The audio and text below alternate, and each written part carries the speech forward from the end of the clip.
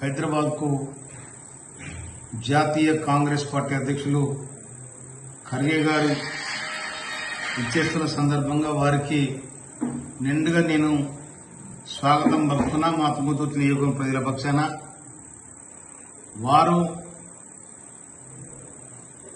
రాజ్యసభలో ప్రతిపక్ష నాయకుడిగా ఈ దేశంలో 140 సంవత్సరాల చరిత్ర కలిగిన కాంగ్రెస్ పార్టీకి అధ్యక్షుడు కావడం దళితుడు నేను చాలా గర్వపడతా ఉన్నా. ఈ కార్యక్రమం జయప్రదం చేయడానికి తుంగతుర్తి నియోజకవర్గంలో ఉండబడిన 153 గ్రామాల గ్రామ శాఖ అధ్యక్షులు, 9 మండలాల మండల పార్టీ అధ్యక్షులు, 2 మున్సిపాలిటీలో ఉండబడిన మున్సిపల్ అధ్యక్షులు అందరూ కూడా